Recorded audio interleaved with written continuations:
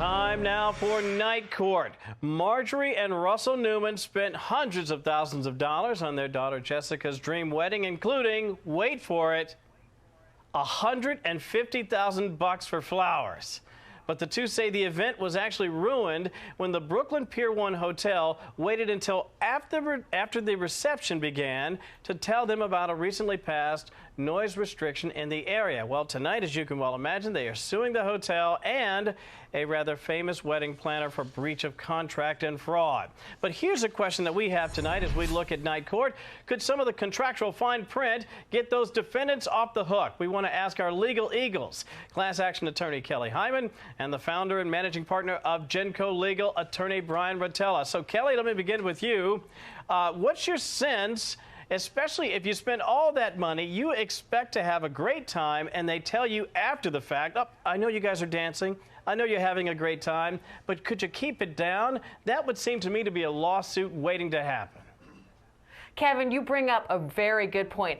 A wedding is a time for a family come together, a celebration of joy, and a wonderful event, a memorable event in a woman's life. And here they are spending hundreds of thousands of dollars having this beautiful wedding, and then all of a sudden they tell them, oh no, you can't do this, you have to move, you have to go, take your 200 people and go to a room with 60 people that's like dirty and dungy and listen to your music.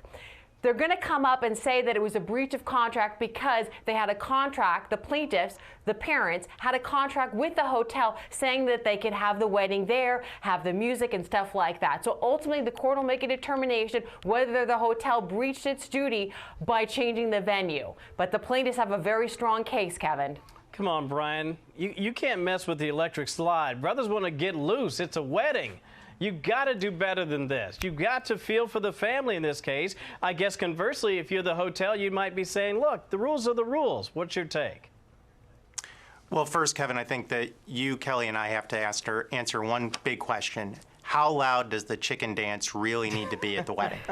That's first. But aside from that, and I'm not here to upset bride-to-bes on the Friday before Valentine's Day, if you're spending $150,000 on flowers for a wedding, you might want to put a little of that money towards an attorney to read the wedding contract.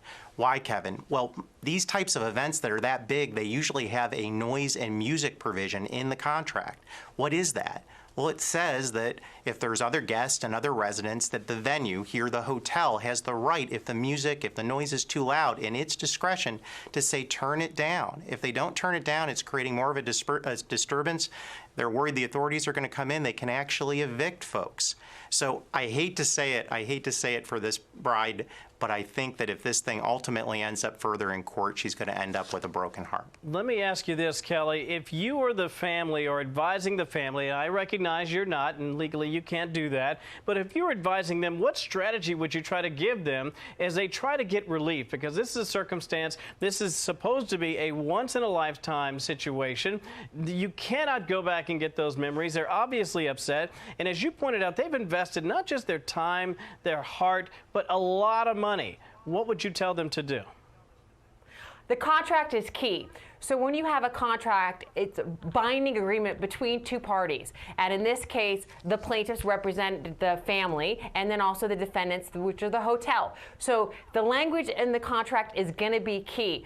But I disagree with our party pooper. I do believe that the parties have a really strong case and that ultimately the court will make a determination that no, they signed the contract, was supposed to be in this one venue, and they changed the venue, and the plaintiffs will prevail. Let me ask you about that, Brian, because if you don't notify them, like you said, yes, perhaps it was in the contract, and if it's in the contract and you signed the contract, you're responsible for what the fine print has to say. However, I think it's also in good faith as a business to maybe try to make them, maybe not whole, but maybe to push this to a side, give them some money, and have them go away slightly unhappy, rather than have this play out, because anytime you have to go to court, there are risks involved for the company as well, wouldn't you say?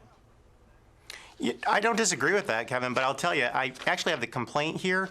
There's a footnote, I can't believe they put it in here, that the mother of the bride got an email a few days before from the hotel saying there may be a problem with the music. So I'm going to go back to it. For $150,000 for flowers, and I know the flowers are important, a little bit of money to a lawyer right then when they got that email, I think this bride may have had a better wedding day. Well, I cannot wait to see how this one plays out, because as you can imagine, if you drop that kind of coin, you're going to take them to court. And if you could spend that on a wedding, I imagine you can spend it on a very, very good legal team as well. Kelly and Brian, thank you guys for spending Friday night with us. We appreciate it. Have a good weekend.